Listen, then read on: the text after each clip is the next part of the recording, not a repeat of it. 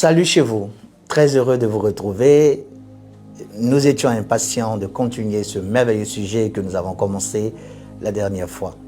Nous sommes ici rassemblés autour d'un merveilleux thème, herméneutique biblique. Ou si vous voulez, l'art de la bonne interprétation des Écritures en vue d'une foi juste.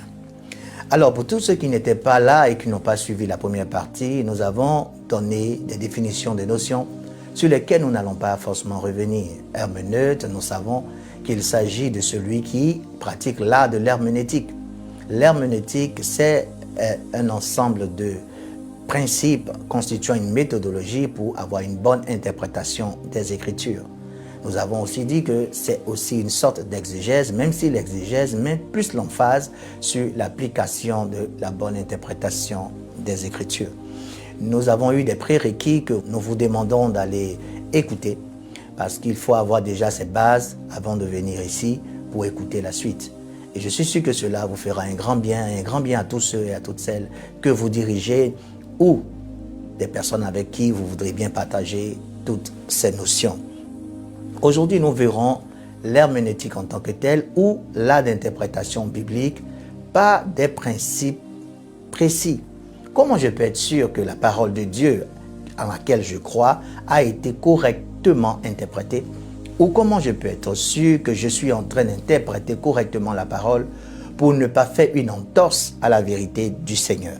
Vous allez venir avec moi dans le livre de 2 Timothée, chapitre 2, au verset 15, où la Bible dit « Efforce-toi à te présenter approuvé par Dieu, ouvrier qui n'a pas à avoir honte, exposant justement la parole de la vérité. » Paul dit que c'était une inquiétude pour lui que son fils Timothée soit un interprète correct des Écritures. Et je pense que tout père spirituel et tout enseignant de la parole devrait s'inquiéter de ce que la parole soit prêchée correctement. Paul demande à Timothée de s'efforcer. Ça sous-entend alors que cela nécessite une préparation. Cela nécessite un état d'esprit et une préconnaissance avant que chaque parole de Dieu soit énoncée à une audience. Vu que nous serons jugés sévèrement, et la Bible parle de doublement, alors il ne faut pas donc que quiconque s'aventure dans des choses qu'il ne comprend pas correctement.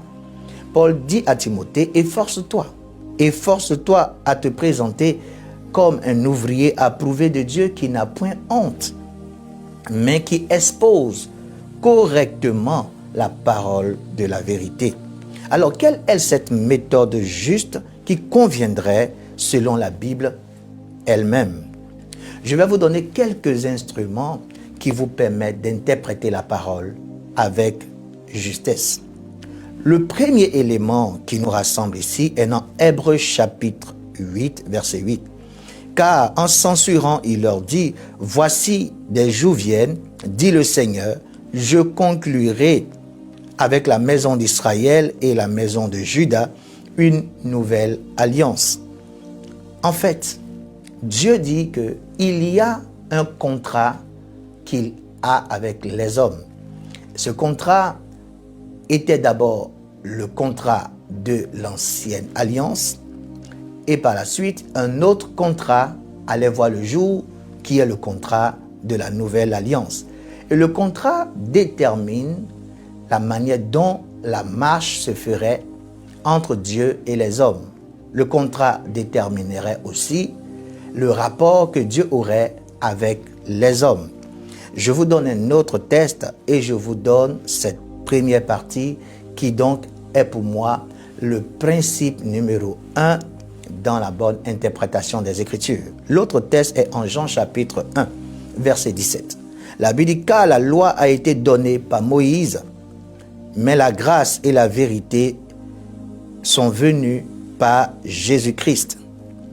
Alors, voici ici le principe numéro 1 ou l'instrument de travail numéro 1, c'est interpréter les Écritures selon l'alliance en vigueur. Interpréter les Écritures selon l'alliance en vigueur. Dieu est un Dieu d'alliance ou un Dieu de contrat. Dieu travaille avec les hommes à partir d'une alliance ou d'un contrat. Généralement, dans nos pays, on parlerait de constitution. Dieu ne peut pas donc se passer de constitution ou de contrat ou d'alliance qu'il se fixe avec les hommes à une époque donnée. On ne peut donc pas interpréter les Écritures sans d'abord penser au contrat qui nous lie à Dieu. Voilà pourquoi la première alliance a été rompue et une nouvelle alliance a vu le jour. La première alliance n'a pas été respectée par les hommes. Et la seconde, Dieu l'a établie en disant, ils n'ont pas respecté la première, donc je les ai abandonnés. J'établirai une seconde avec la maison d'Israël et la maison de Juda. Et nous, qui sommes des nations, nous prenons part à cette nouvelle alliance par notre foi en Jésus-Christ. Mais ce qui va attirer mon attention et qui devrait aussi attirer votre attention se trouve plus dans le livre de Jean chapitre 1 verset 17. La Bible dit que la loi a été donnée par Moïse, mais la grâce et la vérité sont venues par Jésus-Christ. Regardez où est située la vérité entre la loi et la grâce. Vous verrez qu'il y a trois notions dans ce verset. Il y a loi, il y a vérité, il y a grâce. Et quand vous voyez la vérité, vous voyez que la vérité n'est pas à côté de la loi, mais la vérité est à côté de la grâce. La loi étant l'autre alliance, a perdu la vérité et la vérité est venue s'associer à la grâce qui est le nouveau contrat entre Dieu et l'homme, la nouvelle constitution entre Dieu et l'homme.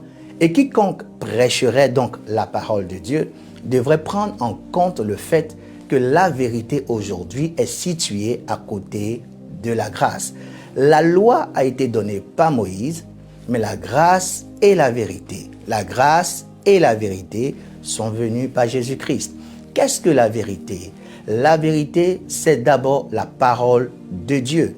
La vérité, c'est aussi Jésus-Christ, mais la vérité, c'est encore la bonne interprétation de la parole de Dieu. Il ne faut pas donc juste citer les Écritures, il faut les mettre dans le contexte juste. Et la Bible dit, la loi n'a plus la vérité. Ça veut dire la première constitution, le premier contrat, la première alliance ne peut plus être la base sur laquelle nous interprétons la parole.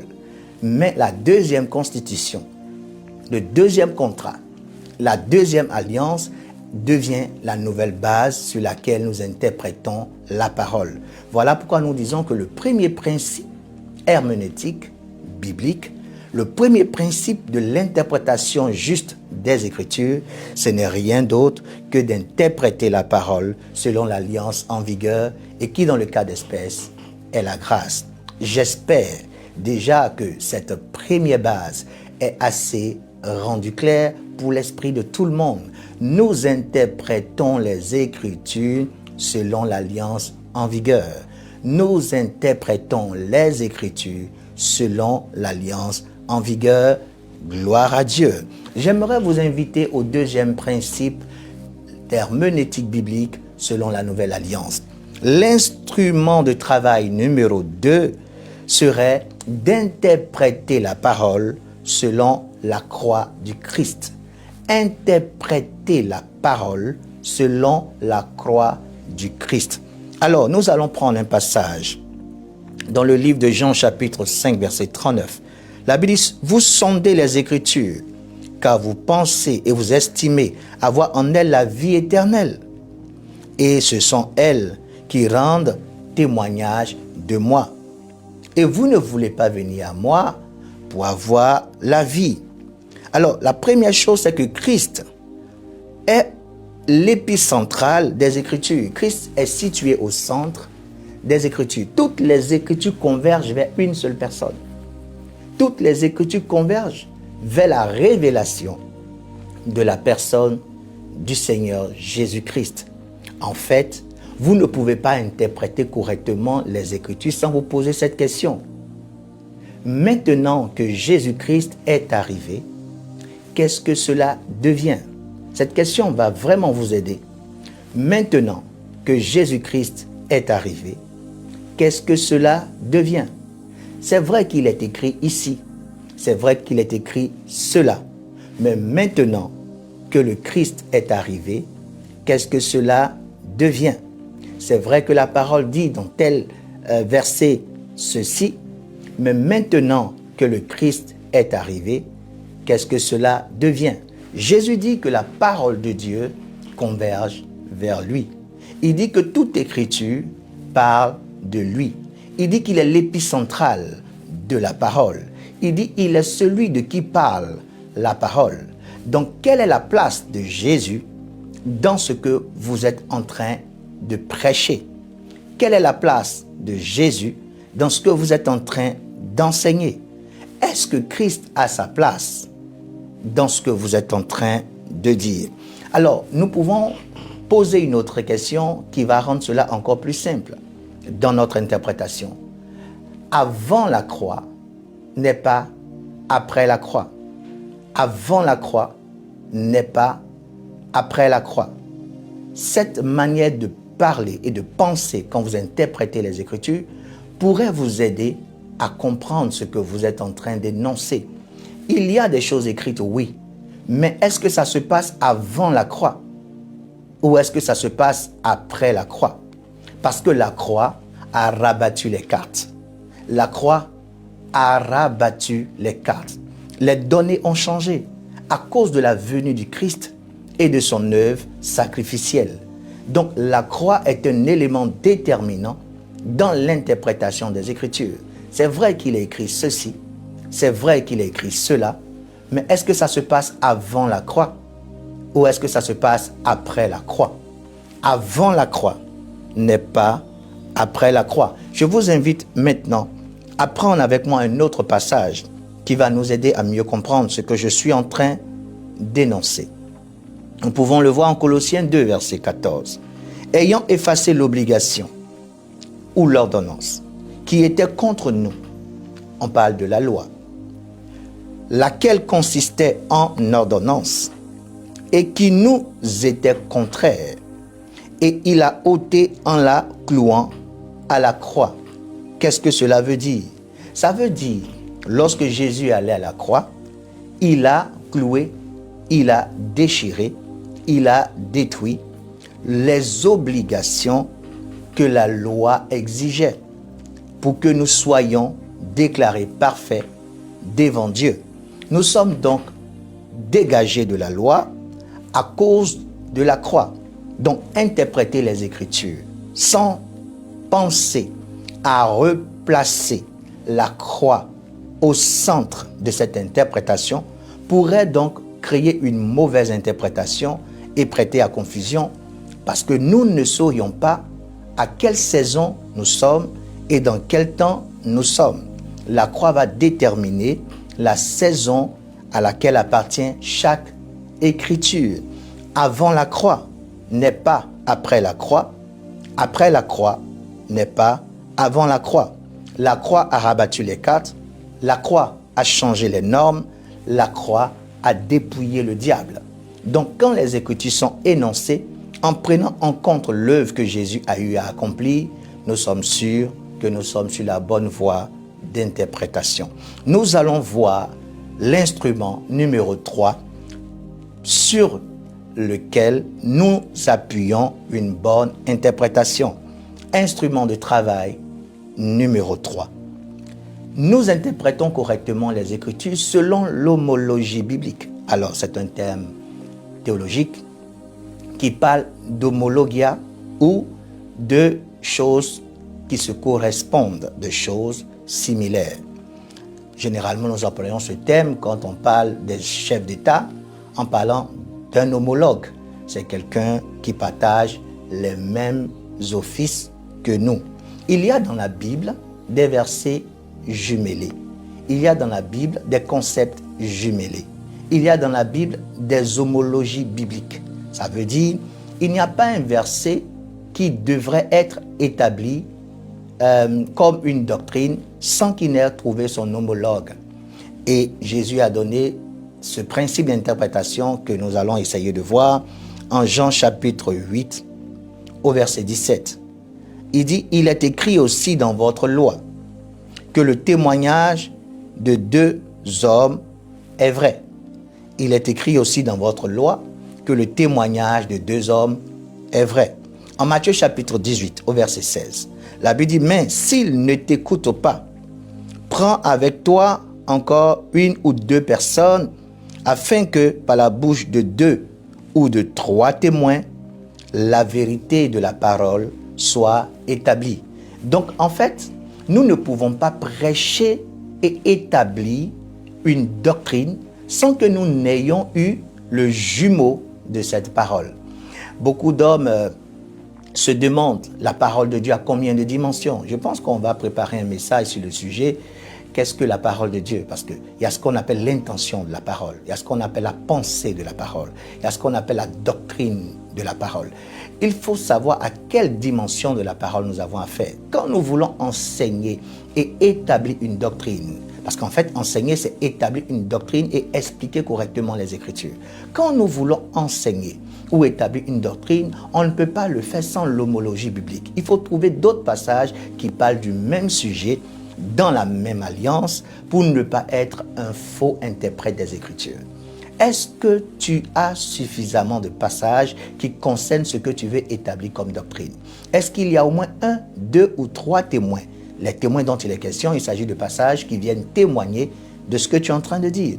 Si cette parole est isolée, tu peux l'accepter comme une pensée de Dieu, mais n'essaie pas de l'établir comme une doctrine, parce qu'il faut établir la vérité sur la base de deux ou de trois témoins.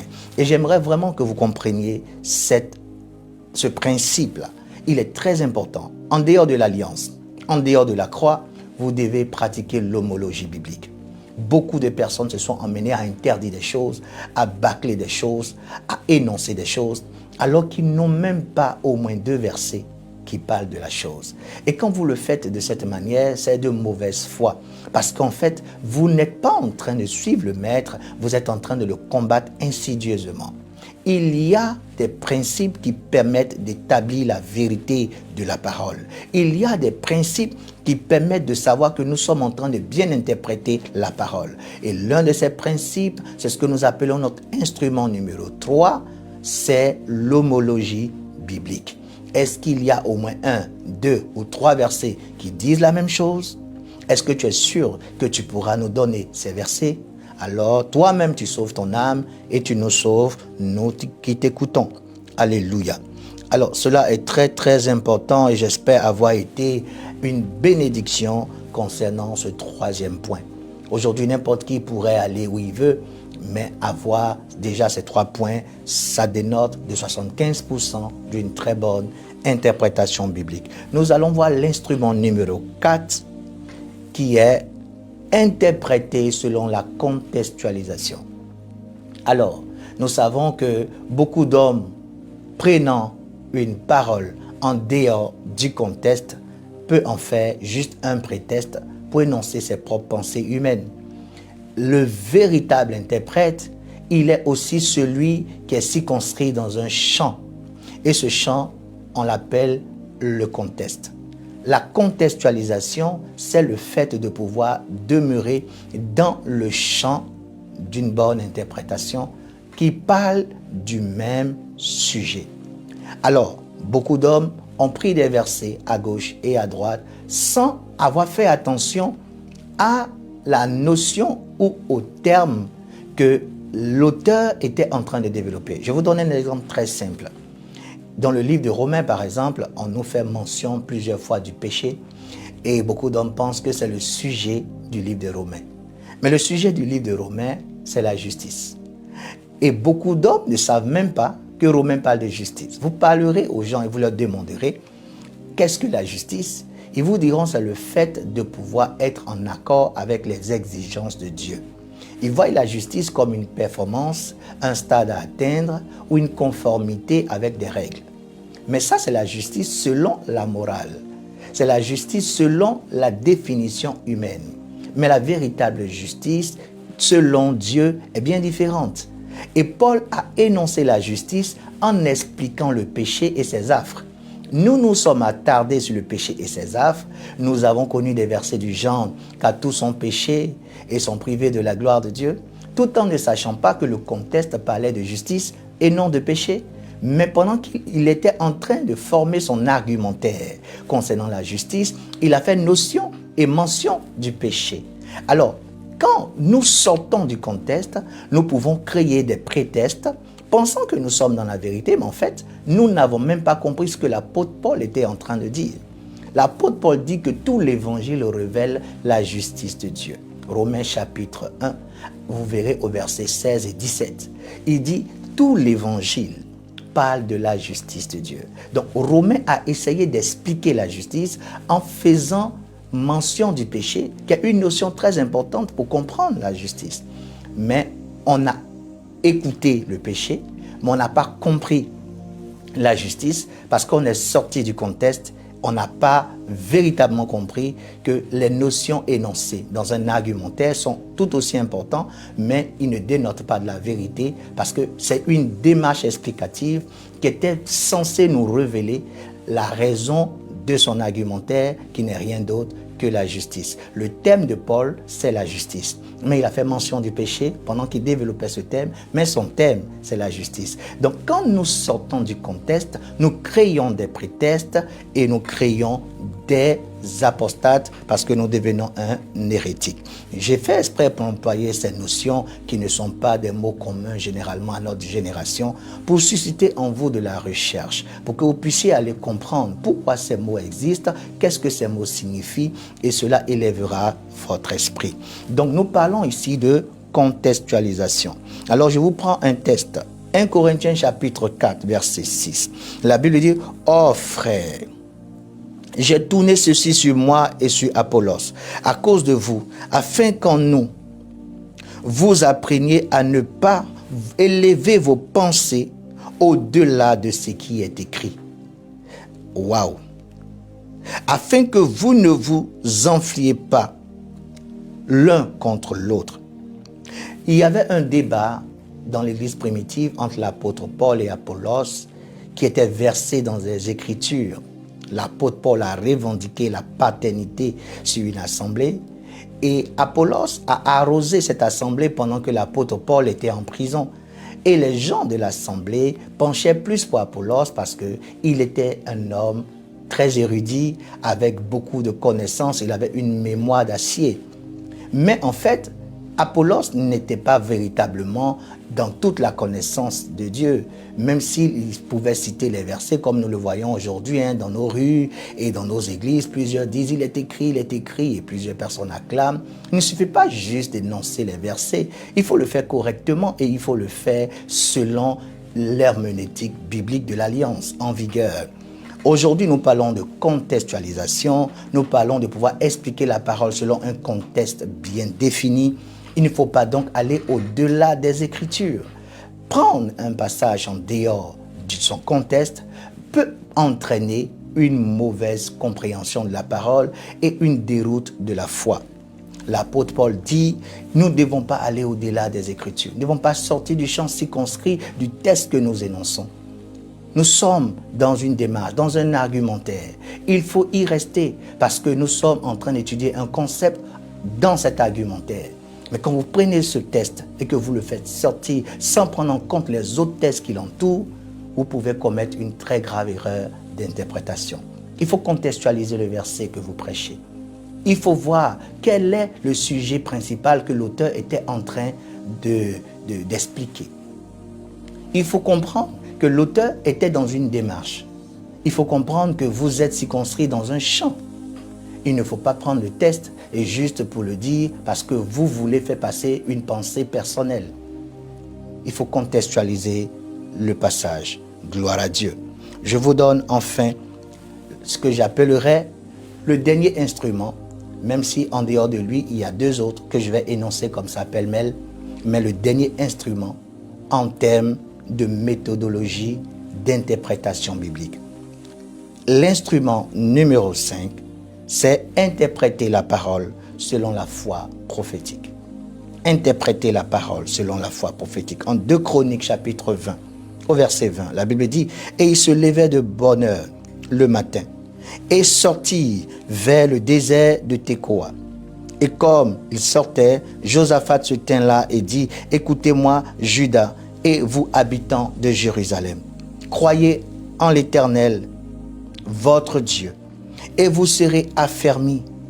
Croyez en ses prophètes, et vous réussirez. » D'autres versions disent « et vous prospérerez. » On prend Jean chapitre 14, verset 1. Jésus, notre Seigneur, dit « Que votre foi ne soit point troublée. » Que votre foi ne soit point troublée. Croyez en Dieu et croyez en moi. Ici, le Seigneur est en train de parler en tant qu'un envoyé de Dieu, comme un prophète, un habit, un porte-parole de Dieu. Il dit, vous devez croire en Dieu et vous devez croire en lui que Dieu a envoyé. C'est la même chose en 2 Chroniques 20, verset 20, où la Bible dit, vous devez croire en Dieu et vous devez aussi croire en ses prophètes et vous réussirez et vous prospérerez. Il y a des hommes que Dieu s'est choisis. Il y a des appels spéciaux. Il y a des hommes que Dieu a mis à part, que Dieu a sanctifiés, que Dieu a consacrés, que Dieu a mis de côté, pour que ceci ait une fréquence de révélation pour le bien d'un grand nombre. C'est des prophètes, c'est des envoyés de Dieu, c'est des personnes qui ont une facilité d'être éclairées, parce que Dieu les a envoyés pour cela. Et ces personnes, quand vous les connaissez, quand vous êtes habitué à ces personnes, quand vous êtes dans la commission de ces personnes, la Bible dit, vous pouvez vous fier à leur interprétation quant aux choses non révélées. J'explique très bien cette partie. Il y a dans la Bible des choses qui sont révélées, c'est-à-dire par exemple des choses qui peuvent littéralement être lues et être acceptées. Il y a des choses qui ont besoin de l'agencement de plusieurs versets pour être connues. Mais il y a des choses isolées et qui n'ont pas une claire interprétation, comme par exemple ce qui s'est passé dans le Jardin d'Éden. On ne peut pas vraiment, et aujourd'hui ça reste encore un grand débat pour certains, savoir en détail et de manière méticuleuse tout ce qui s'est produit. Alors un prophète pouvait venir, ou pourrait venir, expliquer ce qui s'est passé textuellement dans le Jardin d'Éden. Vous pouvez croire ou ne pas croire, mais si cela est votre prophète de commission, la Bible dit que vous pouvez vous fier à son interprétation. Parce que le prophète, à la fréquence de révélation, il a la vision, il a la compréhension spéciale pour qu'un grand nombre puisse en profiter. Mais je dis bien, c'est la foi prophétique qui n'a rien à voir avec le fait que si je n'y crois pas, je suis perdu ou je vais en enfer. C'est ma confiance en mon prophète. Je peux y croire et je dois y croire. Mais si je n'y crois pas, je ne suis pas pour autant condamné parce que ce n'est pas explicite dans les Écritures. Donc, il y a l'instrument de l'alliance en vigueur. Il y a l'instrument de la croix du Christ. Il y a l'instrument de l'homologie biblique. Il y a l'instrument de la contextualisation, mais il y a aussi l'instrument de la foi prophétique, la confiance que j'ai en mon envoyé de Dieu qui peut me rendre plus clair les Écritures là où ma petite connaissance ne pourrait pas arriver. Mon référent spirituel, c'est le Dr. T.L. Osborne. Ce que je ne comprends pas dans les Écritures malgré mes recherches, c'est qu'il dit est pour moi l'Évangile. Je ne me fatigue pas à chercher encore plus en dehors de ce que le Dr. T.L. Osborne a annoncé concernant un sujet ou un concept qui n'est pas clairement établi ou clairement signifié dans la parole. Parce qu'il est mon prophète et ma foi prophétique est envers lui.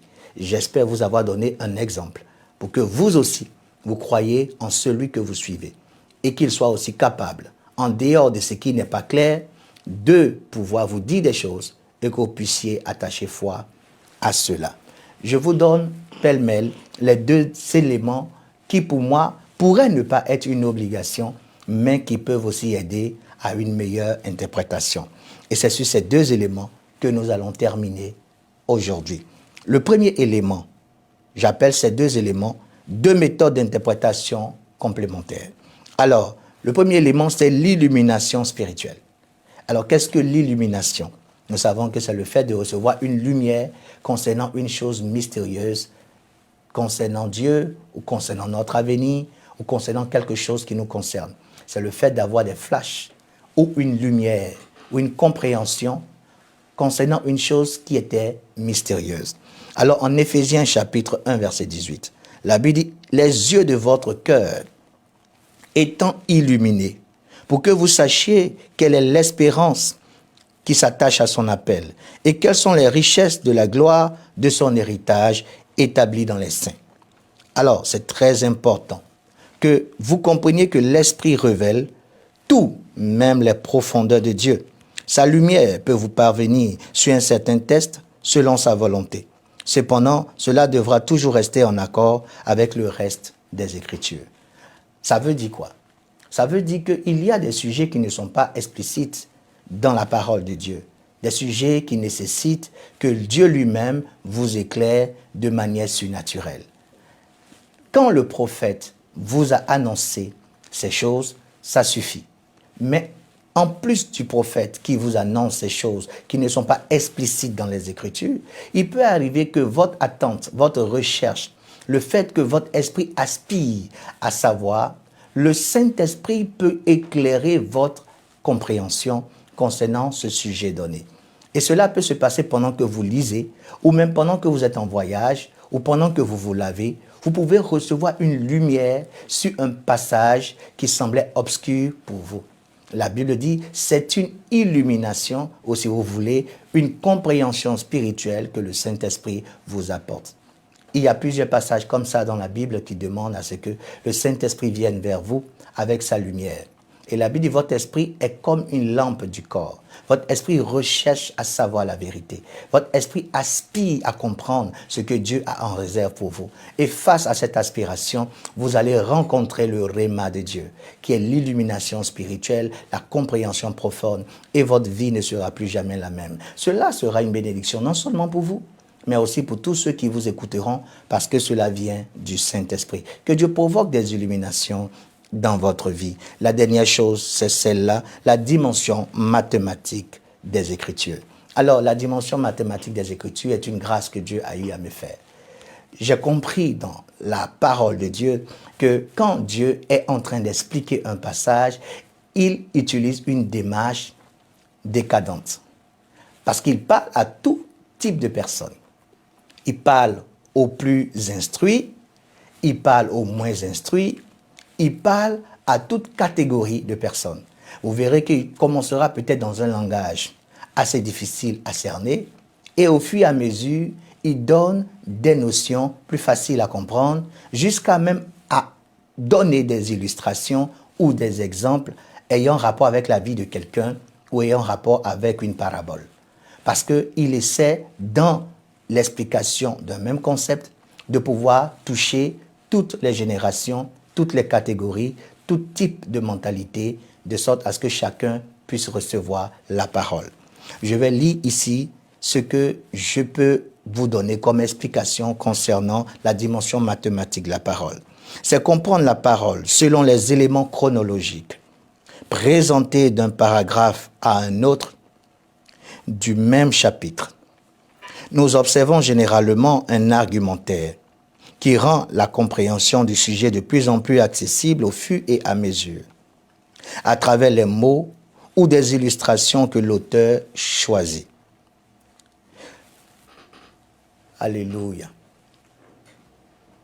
Alors, cela est généralement le cas et ressemble beaucoup à la contextualisation, mais devrait fonctionner avec la terminologie du concept traité selon l'alliance en vigueur. Je rends cela simple. Ça veut dire, imaginez que vous êtes en train de traiter d'un sujet qui est difficile à comprendre. Pendant que vous lisez le texte, pendant que vous ne le comprenez pas, continuez de le lire. Vous verrez que juste en bas du texte se trouve une plus accessible explication par rapport à ce qui précède. Vous voyez que généralement, dans les mathématiques, nous avons des opérations du genre où la réponse est juste en bas. Et c'est comme ça que généralement, on savait qu'on était en erreur quand on était en train de faire notre opération. parce que dans la résolution du problème, il y avait une certaine continuité logique. Il y a la réponse en bas et l'opération du haut qui ne donne pas la réponse du bas peut déjà vous donner des indices que vous n'avez pas correctement répondu à l'opération du haut. Et Dieu faisait pareil. Lorsqu'il expose la parole, il l'expose de manière décadente, de sorte à ce que ce qui est difficile devienne au fur et à mesure de plus en plus facile pour que toute forme d'instruction et toute catégorie de personnes puissent percevoir ce qu'il est en train de dire. Quand vous prenez Hébreux chapitre 12, au verset 14, où il est ici question de la sanctification et de la paix sans laquelle nul ne verra le Seigneur, quand vous continuez, vous découvrez qu'il donne une illustration qui parle de Jacob et de son frère Ésaü, qui, à cause de la négligence, a perdu le droit d'aînesse et qu'il devrait rattraper en pleurant de chaudes larmes sans qu'il ne soit capable de l'obtenir à nouveau. Donc vous voyez qu'il donne une illustration qui change carrément la notion de Hébreux 12, 14, qui pour d'autres est le seul principe de l'enlèvement en parlant de la sainteté et de la paix au jour du Seigneur. Alors que le texte, à cause de cette illustration, fait plutôt mention de la bénédiction. Alors, quand vous ne pouvez pas avoir cette dimension mathématique de la parole, il est plus facile pour vous de sortir de route. Dieu parle à toutes les générations, Dieu parle à toutes les catégories, Dieu s'explique. Et cela demande à ce que vous donniez votre attention à Dieu. Quand vous lisez un passage, allez-y jusqu'au bout, parce que au bas du passage et encore plus bas, les choses deviennent au fur et à mesure très claires. Que la grâce du Seigneur soit avec vous. J'espère avoir été une bénédiction pour vous à travers ces 5 principes de base et les 2 autres principes complémentaires, de sorte à ce que vous soyez désormais un érudit, un homme capable d'interpréter correctement les Écritures, un homme qui peut avoir l'assurance qu'il prêche la vérité, que la bénédiction de Dieu ne diminue jamais dans votre direction. Shalom. Si vous avez été touché par ce message et que vous désirez donner votre vie au Seigneur Jésus, faites cette prière avec moi. Père Céleste, je viens à toi au nom de Jésus. Ta parole dit en Acte 2, verset 21. Quiconque invoquera le nom du Seigneur sera sauvé. J'invoque ton nom, Jésus, mon Seigneur. Car je suis un pécheur dans mon être tout entier. Je confesse que Jésus-Christ est le Fils de Dieu, mort pour mes péchés et ressuscité pour me justifier. Je crois qu'il est le Seigneur et je le crois dans mon cœur. Je suis maintenant né de nouveau. Je suis un chrétien, un enfant du Dieu Tout-Puissant. Je suis entièrement pardonné et je suis sauvé. Selon Luc 11, verset 13, il est écrit « Si donc méchants comme vous l'êtes, vous savez donner de bonnes choses à vos enfants, à combien plus forte raison le Père Céleste donnera-t-il le Saint-Esprit à ceux qui le lui demandent. Père, je te demande aussi de me remplir du Saint-Esprit au nom de Jésus. Saint-Esprit, révèle-toi en moi alors que je loue Dieu. Je m'attends de tout mon cœur à parler en d'autres langues selon que tu me donnes de m'exprimer. Au nom de Jésus. Amen.